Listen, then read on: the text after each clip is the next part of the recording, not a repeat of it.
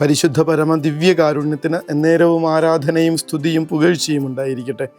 പരിശുദ്ധ പരമ ദിവ്യകാരുണ്യത്തിന് എന്നേരവും ആരാധനയും സ്തുതിയും പുകഴ്ചയും ഉണ്ടായിരിക്കട്ടെ. പരിശുദ്ധ പരമ ദിവ്യകാരുണ്യത്തിന് എന്നേരവും ആരാധനയും സ്തുതിയും പുകഴ്ചയും ഉണ്ടായിരിക്കട്ടെ. നിങ്ങൾ ഭൂമിയുടെ ഉപ്പാണ്, നിങ്ങൾ ലോകത്തിൻ്റെ പ്രകാശമാണ്. ഗുരു തൻ്റെ ശിഷ്യന്മാരോട് ഓർമ്മപ്പെടുത്തി കൊടുക്കുന്ന കാര്യമാണ്. നിങ്ങൾ സാധാരണക്കാരല്ല, നിങ്ങൾ ഭൂമിയുടെ ഉപ്പാണ്, നിങ്ങൾ ലോകത്തിൻ്റെ പ്രകാശമാണ്. സെമിനാരിയിൽ 2ാമത്തെ വർഷം വലിയ സീനിയേഴ്സൊക്കെ ആയിട്ട് ഒരുമിച്ച് താമസിക്കാൻ തുടങ്ങുന്ന വർഷമാണത്. സൂപ്പർ സീനിയേഴ്സ് ഇങ്ങനെ പോവാറാകുമ്പോൾ അന്ന് നമ്മളോട് കൂടെ ഉണ്ടായിരുന്ന ഏറ്റവും മുതിർന്ന സീനിയേഴ്സ് അവർ ആ വർഷത്തോടുകൂടെ ഈ സെമിനാരിയിൽ നിന്ന് വലിയ സെമിനാരിയിലേക്ക് മാറാണ്. ചിലരൊക്കെ ഇങ്ങനെ ആ സെമിനാരിയിൽ നിന്ന് നമ്മുടെ ജീവിതത്തിൽ നിന്ന് പോകുമ്പോൾ വലിയൊരു സങ്കടം ഇങ്ങനെ മനസ്സിനുള്ളിൽ നിറയാനുണ്ടായിരുന്നു. They were something special. നമ്മൾക്ക് എല്ലാവർക്കും, ആ സെമിനാരിക്ക് മുഴുവൻ എല്ലാ ബ്രദർമാർക്കും താഴെയുള്ള അനിയന്മാർക്ക് ഉള്ളു നിറച്ചിങ്ങനെ സ്നേഹം കൊടുക്കുന്ന, പ്രകാശം കൊടുക്കുന്ന, ശരിക്കും ഇങ്ങനെ വഴികാട്ടികളാകുന്ന ചിലരായിരുന്നു. അവരിങ്ങനെ പോകാൻ പോകുന്നുവെന്ന് കേട്ടപ്പോൾ തന്നെ മനസ്സിലിങ്ങനെ ഭാരം നിറഞ്ഞതാണ്. ഈ ഒരു സംതിങ് സ്പെഷ്യൽ ആകാൻ വേണ്ടിയിട്ടാണ് കർത്താവ് നമ്മളെ ഓർമ്മിപ്പിക്കുന്നത്. ബഹുമാനപ്പെട്ട ബോബി അച്ഛൻ്റെ പുസ്തകത്തിൽ അങ്ങനെ ഒരു ഓർമ്മപ്പെടുത്തലുണ്ട്. ഒരു അമ്മ മരിച്ചു കഴിഞ്ഞോടെ എന്തൊരു ശൂന്യതയാണ് ആ വീട്ടിലേക്ക് കടന്നു വന്നതെന്നാണ് അദ്ദേഹം എഴുതുന്നത്. എങ്ങനെയുള്ള അമ്മയായിരുന്നുവെന്ന് അറിയുമ്പോഴാണ് നമുക്ക് അത്ഭുതം തോന്നണേ. കഴിഞ്ഞ 10-12 വർഷങ്ങളായിട്ട് കട്ടിലിൽ ഇങ്ങനെ തളർന്നു കിടന്നിരുന്ന ഒരാൾ, ഒന്നും ചെയ്യണില്ല. കണ്ണനക്കുന്നതനുസരിച്ചാണ് വിശക്കുന്നുണ്ടെന്നും അമ്മയ്ക്ക് ആവശ്യങ്ങളുണ്ടെന്നും അമ്മ വിളിക്കുന്നതെന്ന് നോക്കി എല്ലാവരും തിരിച്ചറിഞ്ഞിരുന്നേ. കണ്ണനക്കുന്നത് കൊണ്ട് മാത്രം, ഇങ്ങനെ മിഴിയനക്കങ്ങളിലൂടെ മാത്രം ജീവിച്ചിരുന്ന ഒരാൾ ശരിക്കും മറ്റുള്ളവർക്ക് ഭാരമാവേണ്ടതല്ലേ. എന്നാൽ ഇവിടെ ആ അമ്മ ഇങ്ങനെ ഒന്നും ചെയ്യാനില്ലാതെ തളർന്നു കിടന്നിരുന്ന അമ്മ മരിച്ചു പോകുമ്പോൾ ആ കുടുംബം മുഴുവൻ ഇങ്ങനെ ശൂന്യതയിലൂടെ കടന്നു പോകുന്നൊരനുഭവം. അവിടുത്തെ ഒരു മകൻ തന്നെ വന്ന് അമ്മയില്ലാത്ത വീട് എന്ത് വീടാണെന്നൊക്കെ ചോദിക്കുന്നത് അടക്കമുള്ള കാര്യങ്ങൾ അച്ഛൻ പറയുന്നുണ്ട്. നിങ്ങളായിരിക്കുക, നിങ്ങൾ എന്തായിരിക്കുന്നുവോ അതായിരിക്കുക. നിങ്ങളുടെ ജീവിതം കൊണ്ട് എന്തായിരിക്കണമെന്ന് സ്വർഗം ആഗ്രഹിക്കുന്നുവോ അതായിരിക്കുക. അപ്പോൾ നിങ്ങളുടെ മടങ്ങിപ്പോക്കുകൾക്ക് മറ്റുള്ള മനുഷ്യരുടെ കണ്ണീർ കണങ്ങളുടെ അകമ്പടി ഉണ്ടാകും. മറ്റുള്ളവരെ കരയിക്കാൻ വേണ്ടിയിട്ട് പറയുന്ന കാര്യമല്ല, പക്ഷേ നിങ്ങൾ ഭൂമിയുടെ ഉപ്പാണ്, നിങ്ങൾ ലോകത്തിൻ്റെ പ്രകാശമാണ്. അങ്ങനെ തന്നെ ആണോ ജീവിതമെന്ന് ആലോചിച്ച് നോക്കേണ്ട ദിവസങ്ങളാണിത്. ONV കുറുപ്പിൻ്റെ ആണെന്ന് തോന്നുന്നു ആ കവിത. ഉപ്പ് ചേർത്താലേ രുചിയുള്ള കഞ്ഞിയിൽ ഉപ്പ് തരി ചേർന്ന് അലിഞ്ഞു മറഞ്ഞു പോകും വിധത്തിൽ ഉണ്ണി അമ്മൂമ്മയും മുത്തശ്ശിയും നിൻ്റെ ജീവിതത്തിൽ ഇങ്ങനെ രുചി പകർന്ന് കടന്നു പോവാണ്. പക്ഷേ ആ അമ്മൂമ്മ പകർന്നു തന്ന നന്മകളുടെ സത്ത നിൻ്റെ ഉള്ളിൽ എന്നും ഉണ്ടാകും എന്നൊക്കെ പറഞ്ഞുള്ള മനോഹരമായിട്ടുള്ളൊരു കവിതയുണ്ട്.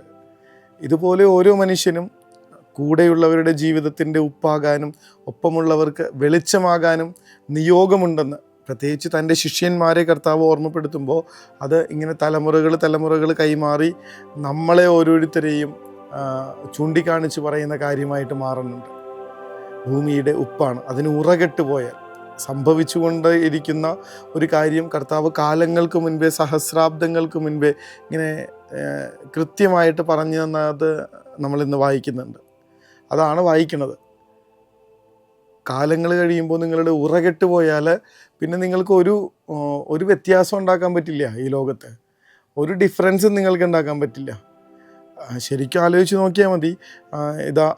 ലോകത്തെ കീഴ്മേൽ മറിക്കുന്ന മനുഷ്യർ ഇവിടെയും വന്നിരിക്കുന്നു എന്ന് പറഞ്ഞ് ക്രിസ്ത്യാനികളെക്കുറിച്ച് പറഞ്ഞിരുന്ന ഒരു കാലത്തിൽ നിന്ന് ശരിക്കും ഒരു ക്രിസ്ത്യാനി മാത്രമേ ഉണ്ടായിരുന്നുള്ളൂ, അവനെ നിങ്ങൾ കൊണ്ടുപോയി കുരിശിൽ തറയ്ക്കുകയും ചെയ്തു എന്ന് പറഞ്ഞിരുന്നൊരു കാലത്തിലേക്കും അതിനുശേഷം ഇങ്ങനെ ക്രിസ്ത്യാനി എന്നുള്ള ഒരു ലേബല് ലോകത്ത് ഒരു ഇമ്പാക്റ്റും ഉണ്ടാക്കാത്ത വിധത്തിൽ നമ്മൾ മാറ്റിക്കളഞ്ഞിട്ടുണ്ട്. ഭൂമിയുടെ ഉപ്പായി ജീവിക്കേണ്ടിയിരുന്ന മനുഷ്യർ ഉറകെട്ടുപോയി ഒന്നുമല്ലാതായി പോയ ഒരവസ്ഥയിൽ എത്തിച്ചേർന്നിരിക്കുന്നു എന്ന സങ്കടത്തോടുകൂടെ നമ്മൾ ഇങ്ങനെ കൺഫ്യൂസ് ചെയ്യേണ്ട സമയമാണ്, ഏറ്റുപറയേണ്ട സമയമാണ്. നിങ്ങൾ ലോകത്തിൻ്റെ പ്രകാശമാണ്. ഈ ലോകത്തിന് മുഴുവൻ ക്രിസ്തുവാകുന്ന വെളിച്ചം പകർന്നു കൊടുക്കാനായി ജീവൻ കൊടുക്കാൻ മനസ്സായിരുന്ന മനുഷ്യർ ഒപ്പമുള്ളവരുടെ ജീവിതത്തിലേക്ക് ക്രിസ്തു എന്ന വെട്ടം പകർന്നു കൊടുത്തിട്ട് അവരെ പ്രകാശിപ്പിച്ചിരുന്ന മനുഷ്യർ അതാ ഇന്ന് തളർന്നിരിക്കുന്ന ഒരാളെ കാണുമ്പോൾ ഈശോയെ പറ്റി പറയാത്തത് എന്തുകൊണ്ടാണെന്നുള്ളതാണ്.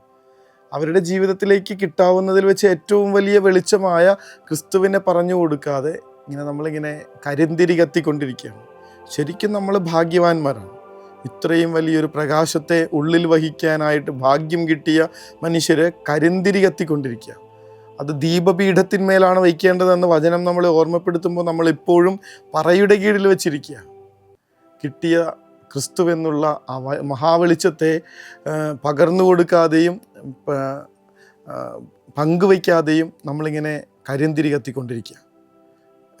ഇത് ശരിക്കും വിമർശനത്തിൻ്റെ രാത്രിയായിട്ട് എടുക്കുക.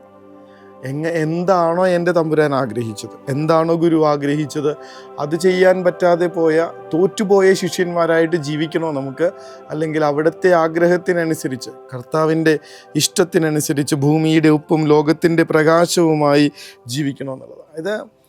അത് മറ്റുള്ളവരുടെ ജീവിതത്തിന് നന്മ ഉണ്ടാവുന്നതിനേക്കാൾ വലിയൊരു കാര്യമായിട്ട് കർത്താവ് പറയുന്നത് അവസാനത്തെ വചനങ്ങളിലാണ്. നിങ്ങളുടെ സൽപ്രവൃത്തികൾ കണ്ട് സ്വർഗസ്ഥനായ നിങ്ങളുടെ പിതാവിനെ മനുഷ്യർ മഹത്വപ്പെടുത്തണം.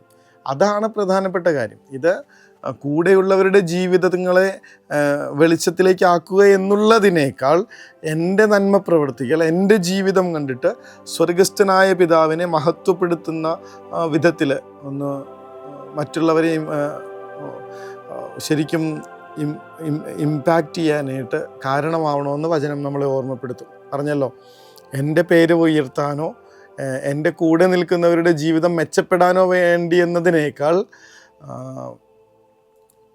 എൻ്റെ വാക്കും പ്രവൃത്തിയും ഞാൻ വിശ്വസിക്കുന്ന എൻ്റെ കർത്താവിൻ്റെ മഹത്വപ്പെടുത്തുന്നതിന് വേണ്ടിയിട്ട് മാറ്റി തീർക്കണമെന്നാണ് ഈശോ ഓർമ്മപ്പെടുത്തുന്നത്.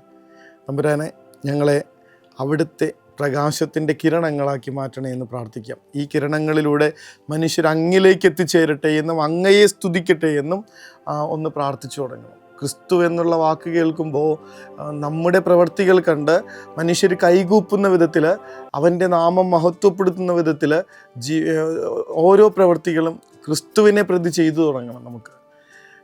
നമ്മൾ പലതും ചെയ്യുന്നുണ്ടെങ്കിലും അതെല്ലാം നമ്മുടെ ആവശ്യങ്ങൾക്കും നമ്മുടെ ആഗ്രഹങ്ങൾക്കും നമ്മുടെ ഇഷ്ടങ്ങൾക്കും നമ്മുടെ കാര്യങ്ങൾ നടന്നു കിട്ടാനും വേണ്ടിയിട്ടാണ്.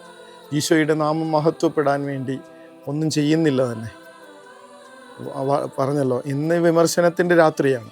പറഞ്ഞത് മുഴുവൻ, ഓർമ്മപ്പെടുത്തലുകൾ മുഴുവൻ നമുക്ക് തിരുത്തലുകളാകാനുള്ള കാര്യങ്ങളാണ്. തമ്പുരാനെ സഹായിക്കണേ എന്ന് പ്രാർത്ഥിക്കാം. ഉറകെട്ടുപോയ ഉപ്പിനെ ഇനി എന്ത് ചെയ്യാനാണ്? വലിച്ചെറിഞ്ഞ് താഴെയിട്ട് മനുഷ്യർ ചവിട്ടാനല്ലാതെ ഒന്നിനും ഉപകാരപ്പെടില്ല എന്ന് കർത്താവ് പറയുന്നുണ്ട്. കർത്താവ് ഉറകിട്ട് പോയിടത്ത് നിന്ന് തിരിച്ചുറകൂട്ടി അങ്ങയുടെ മഹത്വം വിളിച്ചോതുന്ന ലോകത്തിൻ്റെ പ്രകാശങ്ങളാക്കി ലോകത്തിൻ്റെ ജീവന് രുചി നൽകുന്ന മനുഷ്യരായി ജീവിക്കാൻ ഞങ്ങൾക്ക് കൃപ തരണമേ എന്ന പ്രാർത്ഥനയോടുകൂടെ നമുക്ക് അവിടുത്തെ ആശീർവാദം സ്വീകരിക്കാം. കർത്താവ്, ഇങ്ങനെ ജീവിച്ചാൽ പോരാ, സംതിങ് സ്പെഷ്യൽ ഞങ്ങൾക്കാവണം. അത് ഈ ലോകത്ത് മറ്റുള്ളവരിൽ നിന്ന് ഡിഫറൻ്റ് ആയിട്ട്, വ്യത്യസ്തരായിട്ട്, പോസിറ്റീവ്ലി ഡിഫറൻ്റ് ആയിട്ട് ജീവിക്കാൻ ഞങ്ങളെ അനുഗ്രഹിക്കണേ എന്ന പ്രാർത്ഥനയോടുകൂടി അവിടുത്തെ പരമദിവ്യകാരുണ്യമേ, അനന്ത സ്നേഹമേ, പരിശുദ്ധ പരമദിവ്യകാരുണ്യമേ, അനന്ത സ്നേഹമേ.